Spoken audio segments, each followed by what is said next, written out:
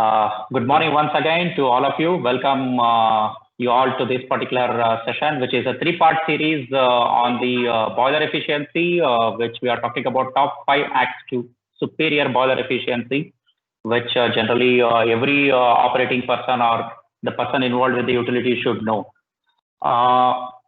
This is a journey which we started about, I would say, like 3 weeks back with the part one session where we concentrated on looking at what are all the kinds of losses that would happen in a boiler.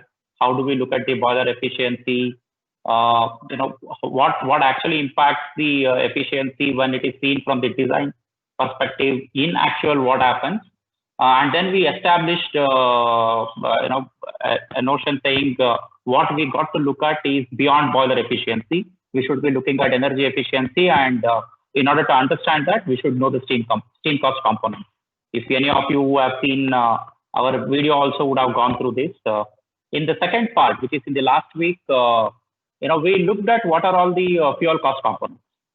Basically, as you can see on the screen over here, let me just take the pointer. As you can see over here, there are certain cost components which we were concentrating on. Apart from the cost components, we also busted a lot of myths which were there in general in the utility, among the utility people. And also we looked at what are all the, basically we touched on, 4 critical issues. The tendency that storing the fuel for a longer time or storing the fuel actually allows the moisture to go off, and then it will be better. It is not the case. We talked about fuel deterioration. We looked at power saving. We looked at a particular critical factor which I shared with you. VFD by itself has certain efficiency. Okay, so with view of that, how power savings will impact. And also we looked at what is the advantage of using the steam in the process at low pressure.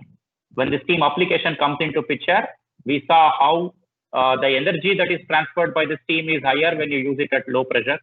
We looked at the blowdown losses and how the blowdown losses impact the overall cost of the steam as it becomes more and more heavier blowdown because of the TDS going higher. Any factor going out of control, we looked at that. So having established these particular facts and looked at the cost, I think it is time for us to jump directly into looking at what are all those practical things we can do in order to increase the usage or the utilization of the heat that is available to us and reduce the cost. I'm no more talking about the efficiency alone. Superior efficiency is part and parcel of it. So let us look at it. I think the first and foremost important thing that needs to be done is to operate the boiler close to design parameters. Now, generally, there is a tendency among the people that, let us say the boiler is designed for 10 bar and the process requirement is 6 bar. People tend to operate it at 7 bar. Okay. Now, there is no harm in this. I mean, it's fine, but when you have very long transportation pipelines, like, if you want to transport the steam over a longer distance, then the condensation actually increases when you operate it at the lower pressure. If you increase the pressure and operate it at the higher pressure, there are 2 impacts. One, actually the transportation losses reduces, and also because your boiler is operating at a high pressure, then the quality of the steam, what actually comes out, is relatively better. Okay, now when I say quality of the steam, basically one important parameter plays role, which is dryness fraction.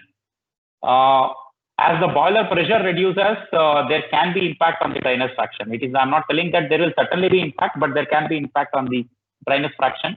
There is no method of actually measuring the dryness fraction in a practical way. So you will never know until and unless the overall cost of utilization goes high and that comes out as a monthly, you will not know about it. But the generally good practice is to ensure that you operate the boiler at a high pressure and utilize the steam at a low pressure in the process. And second important thing is, especially in process, there is huge lot of fluctuation in the steam demand. It is not that always process consistent output from the boiler, in the sense consistently higher output from the boiler.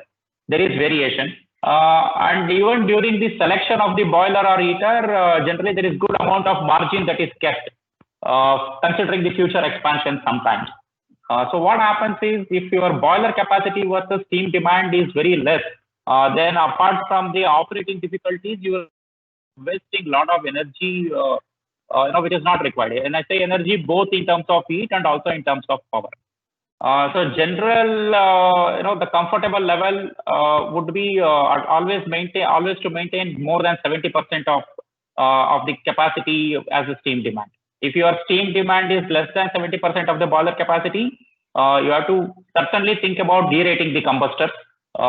When you say derating the combustors, basically what I'm telling is depending on the kind of combustor. Let us say if you have a fixed grate boiler with manual firing, then block certain amount of grate area.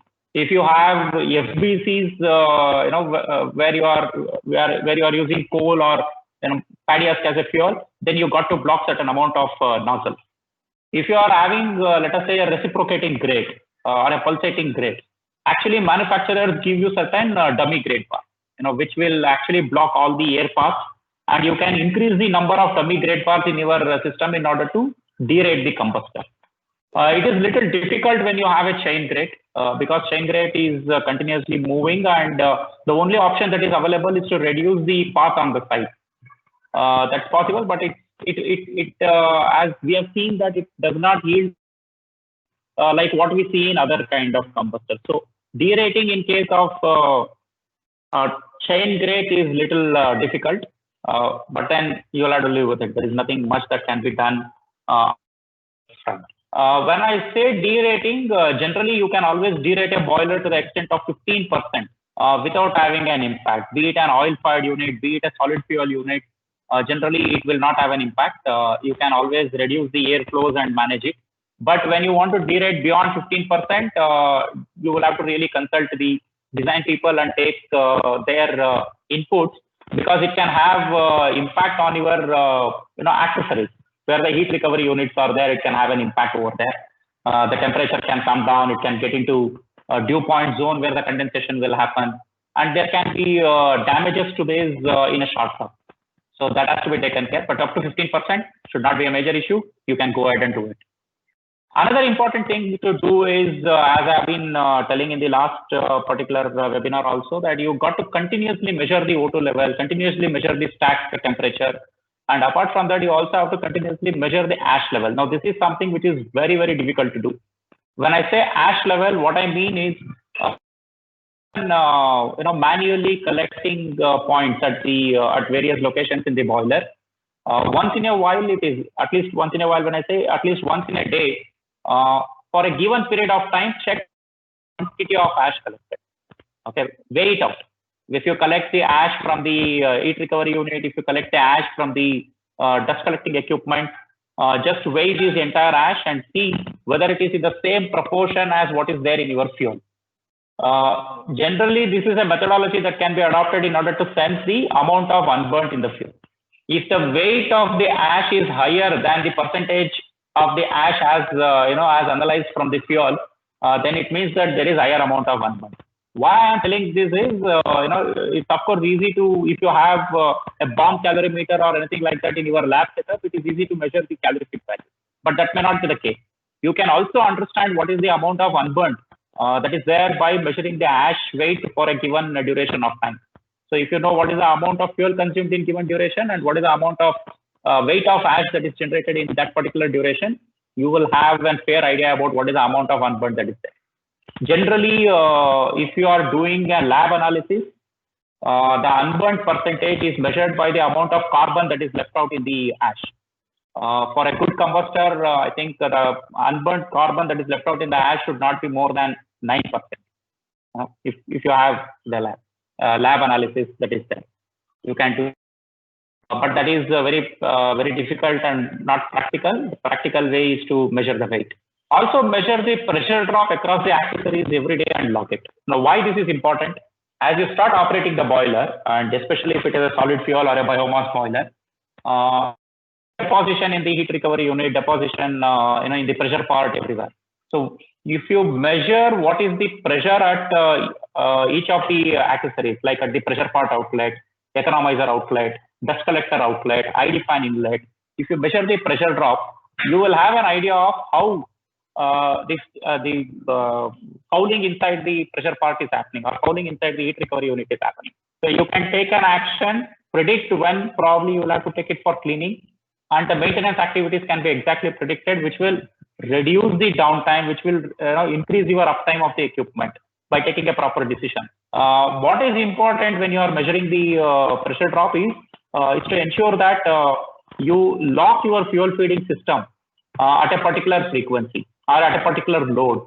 Like if you have a screw feeder, then generally depending on the load, it keeps on changing. So when you take the readings, if the fuel input is changing, then obviously the readings will be changing. I would recommend that you take two sets of readings. One which is at the lowermost operating point, and one which is at the highermost operating point. Like if your screw feeder frequency, for example, is varying from, let us say, 40 Hz.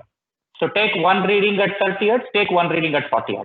In a day, once in a day, one reading at each of these levels is good enough. You can see that every day, if it is increasing, the time at which it reaches close to your design level of the ID fan. If you look at the ID fan pressure, if it is coming close to 85% of that, then in the next 2 days, you will have to plan for the shutdown and clean it.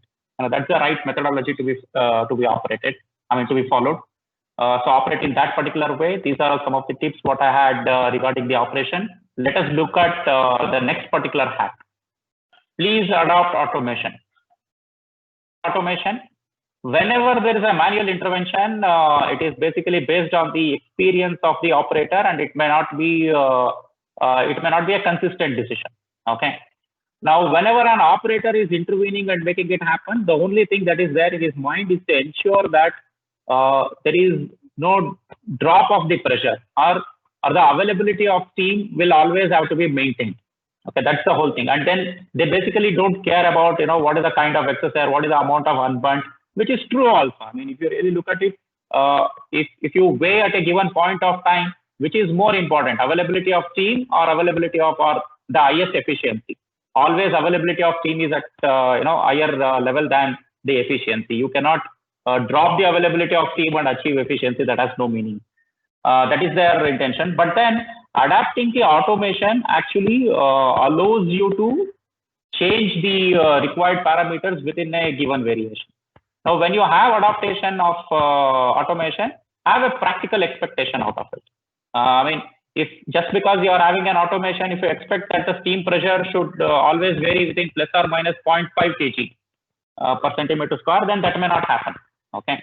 So for the automation also, in order to respond in a positive way, you need to allow for certain variation. I would say allow for at least 20 to 25% of pressure variation. For example, if your process demand is 7 bar, generally people take 10.5 bar. So 7 to 10 is about 25% variation, which is good enough for any solid fuel boiler to respond. If it is an oil-fired boiler, then the response is far better. So you can have at lower margins, 15%, 20% is also fine. It's a matter of what kind of a combustor you have, what amount of load variation you are having, and hence what is the response that is expected out of automation. Now, all these three things are important. In a practical scenario, I would suggest if you are adapting automation, allow for 20 to 25% of pressure variation. If that is not possible, then manual intervention is mandatory. You can't do automation, may not yield. There are many instances where you will find that you have adapted the automation, but operator will have to keep on intervening and setting it right. That is because of two reasons. One, either the expectation out of the combustor, expectation out of the fan, which basically impact the combustion, is not in line. We talked about it in the last week, because it is a matter of both flow and head.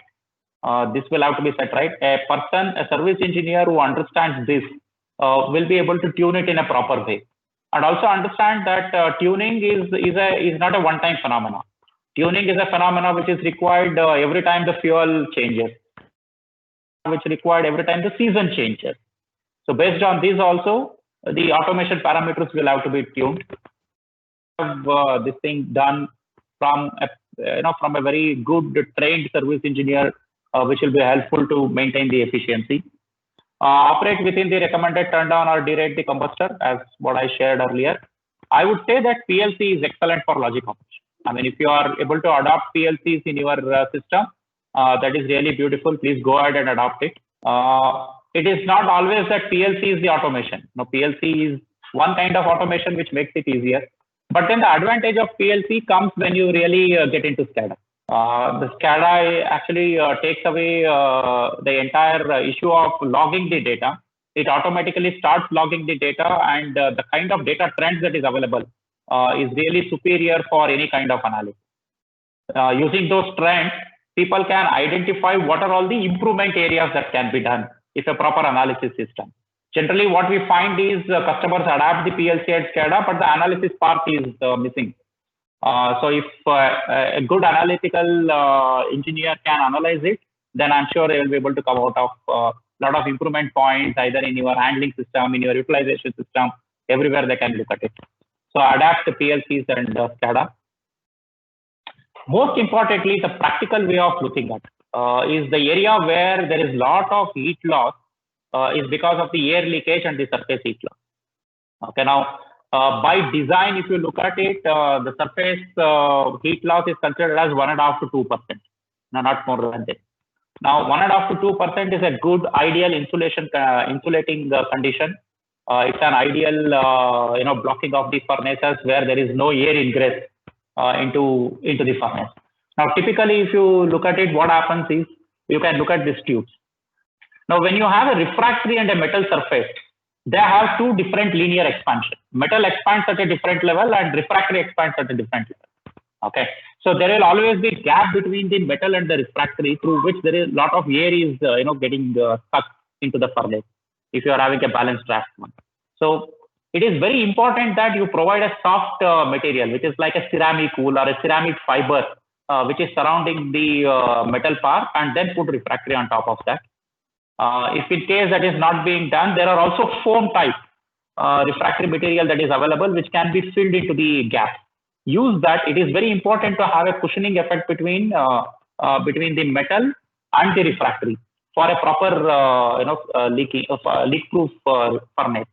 And when you use a door, there are certain openings like this. These openings are provided for the air to go from outside, so that the entire top surface is kept cold. Okay, now this amount of air is hardly anything. People actually go ahead and block this. If you go ahead and block these holes, then the whole door is going to get damaged.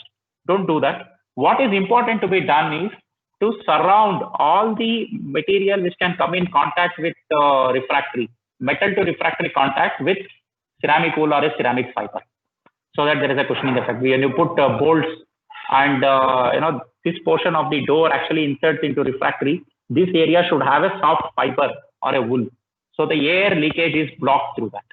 Okay, so that's very important. And also, if at all, any surface temperature, if you measure any surface temperature all across the boiler, including the furnace, if the temperature is going beyond 65 degrees centigrade, I would say that that's the case for assessment of the heat loss. Now, why heat loss happens? If you look at a new boiler installation where the insulation is really intact, you don't find the temperatures going high. Over a period of time, due to the maintenance or anything, if there is water that falls into the insulation and if it gets wet, then the density of the wool which is there gets altered.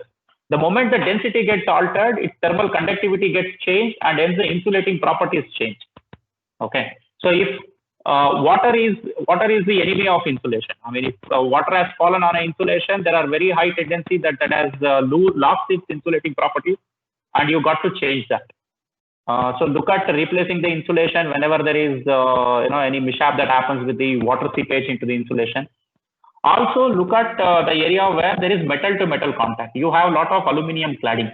If the aluminum cladding is touching the metal surfaces, then there will be conduction of heat through the metal. Now this is where good insulation plays a part. Generally, what happens when you have a good installation, people use silicone paste in order to put high temperature silicone paste at the joints of all the cladding, so that there is no water seepage or the metal to metal contact is avoided. Okay, now here actually still the conduction will be there, but it will be lesser than having a direct contact with the metal. So use this kind of thing, plug the air leakage and reduce the surface heat loss. This is another hack which you need to be considering. When it comes into steam distribution, which we talked about it, where steam distribution losses can impact your entire cost of operation. Always use the right kind of PRS, traps and condensate recovery system. Now, when it comes into PRS, I also remember there was a question last time, is PRS necessary? If you are having a control valve, then why PRS is required? Because people anyway end up using control valve in the PRS. It is very necessary. I will tell you what the difference is. How PRS works is basically because of the feedback of the steam pressure at the outlet of PRS. What PRS maintains is the constant steam pressure. Whether you want it at 3 bar or 2.5 bar, it maintains constant steam pressure of 2.5 bar. Now, when you use the same control valve in order to control the temperature, the feedback is temperature. It is not pressure. So the control valve will completely open or close depending on the requirement of the temperature, where the pressure transferred to the trap can be very high or very low depending on the opening. So the steam pressure is not constant. So your usage, if you recall the enthalpy chart what I had shown in the last time, as the pressure goes high, your usage loss is higher, and as the pressure goes low, for an system design, for an heat exchanger design, there is something called as LMTD, log mean temperature difference. This takes an impact, and hence your heat absorption capacity varies. So this is not good. The trap actually ejects a lot of heat, and the losses will increase if you don't use PRS. So use PRS. Have a constant pressure for any heating equipment. PRS with on-off valve to regulate would be good enough. You can avoid using control valve. But control valves being used at the outlet of PRS is no harm. It is just only a costly affair, nothing beyond that. Always recycle heat and water, conserve energy. What is important when you are recycling heat and water? That is through the condensate recovery system, as what you see over here. People always miss out on a critical thing, what is called a chemical treatment. Now, people concentrate on the chemical treatment in the boiler house, where the water tank is there. They start dosing it over there, and some of them even do the high pressure dosages. But it is important that note that when the condensate is there, the condensate is actually at a very low pH. Because of the low pH, the entire pipeline through which you are carrying the condensate starts getting corroded. As it starts getting corroded, the water can carry the iron content. Once the corrosion happens, it will start carrying the iron content, which can go along with your water into the boiler and damage the boiler. Okay. Now, this is an area which we frequently come across when we are in the field, because people don't take care of chemical treatment at the condensate collection. If you have a pump, this is the condensate point. In this particular drum where you are collecting the condensate, there has to be some kind of a chemical treatment. If you ask the same person who is treating your boiler water or the feed water, he will be able to recommend for that. Use that. And more importantly, last but not the least, as we talked about the metrics, it is very important in order to set the metrics, measure it, and improve the benchmark. When I say this, let me touch upon a few of the metrics. Steam to fuel ratio. Now, what happens in steam to fuel ratio? There is always a theoretical value which you calculate based on the efficiency. So for per kg of steam, what is the amount of fuel consumed? Or per kg of fuel, what is the amount of steam generated? Theoretically, you will get to know. But in actual, when you are trying to measure it, what is the methodology you adapt? You basically look at, let us say, the quantity of the fuel given to the boiler operator if it is a manual part, or you look at revolution of the screws in order to calculate what is the amount of fuel fed. Like you have certain calibration figure per revolution of the screw, how much amount of fuel is going. So somebody will measure what is the amount of revolution using a proximity sensor and thereby calculate what is the fuel intake. Now, all these measuring devices has an inherent inefficiency into it. What is important to note, especially when you are using a screw feeder or anything like that to measure the fuel, as the speed of the screw feeder increases or the speed of the screw feeder reduces, there is a phenomena called trough loading. Now, how much amount of loading between one pitch of the screw that happens varies with the speed. So when the screw feeder is operating at a higher speed, the per revolution output is lower. When it is operating at a lower speed, per revolution output is higher.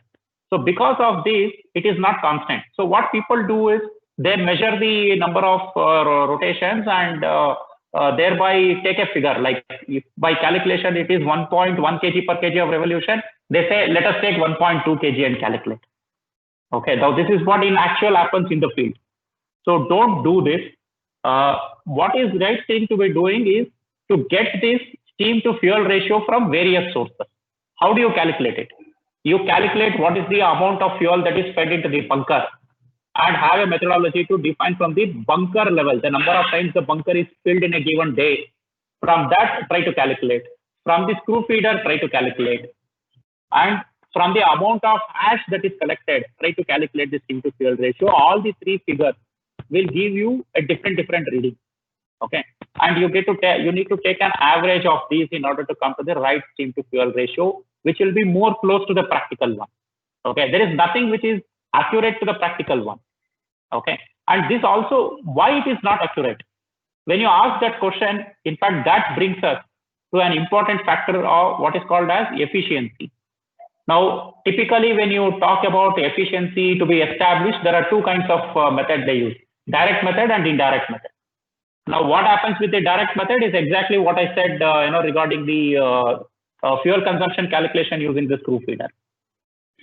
Since there is huge lot of inefficiencies in measuring the parameters, when you take a direct efficiency, you tend to have a completely different figure. Okay, which is not which could be right, which may not be right. Okay. And another important thing that you lose out when you do the direct efficiency is you do not know if the direct efficiency is lesser, what is the area in which you need to do an improvement. Now, how does an indirect efficiency get calculated? We talked about it in the first webinar. There are a lot of losses. There is stack loss, there is surface loss, there is unburnt loss, moisture loss. You calculate each of these. Though it is little tedious, when you calculate each, you know what is the parameter, what is the loss which has gone out of control, and hence you can act on it. If you do a direct efficiency, you get an efficiency, but you don't know how to improve on it or what is the parameter on which you have to act. That's an additional advantage when you do it in an indirect. In an indirect method, the parameters what you measure, the instruments what you use for measuring those parameters are so good that the inaccuracies are lesser. If you ask, any manufacturer will say you will get the efficiency within plus or minus 2%. Many of them ask why plus or minus 2%. Now, plus or minus 2% is there to accommodate these inaccuracies in the instrument. Whatever the instrument you use for measuring any of the parameters is going to have its own amount of problems, and to allow for that, they do that. And this is what the code also says. Another important thing is traps and recovery system audit. I would say that the way you maintain a logbook in order to see the operating conditions of the boiler, there has to be a daily audit of traps and recovery system and maintain a logbook in order to say whether they are working fine or is there an issue. It has to be immediately corrected. In order to reduce the power consumption, use VFD. It is very important. If you are already using VFDs in the plant, as I told in the last webinar, there is an efficiency factor of the VFD. Have a practical knowledge about VFDs and however centrifugal machines are going to impact, and use VFD. Advantage with VFD is that for each of the equipment, you can also know what is the kind of power consumed, what is the number of running hours. There is a lot of data that comes out of VFD which you can use in order to decide your future course correction. Okay. And when you have this kind of a system, it is very pertinent and obvious that you should install an IIoT. I would strongly recommend IIoT. Basically gives you an trend of all the parameters that is happening. Today we find that there are a lot of people who are getting into IIoT and they feel that it is you can see everything on your mobile. But then the question is, what do you do by seeing it on your mobile? Okay, now mobile is an instant information about how your boiler is operating. But then the real advantage is the parameters that is all logged, for which you can retrieve it in a later date and analyze it. Okay. And this retrieval can happen from any location, and your analysis can happen even from a remote location. Now, this kind of a trend, which of course you will get even if you have a SCADA, but then SCADA on PLC is a much costlier system. You can install IoT even on a normal relay-based panels without PLC, which is much easier in order to implement it, and having the data always helps. There is nothing better than data. If you have data, you will be able to identify the areas of improvement and take specific action. Okay, so these are all some of the things which you can do in order to increase your boiler efficiencies and achieve lower cost of operation. With that, I think I come to the end of this particular session, and we will open the entire session for Q&A.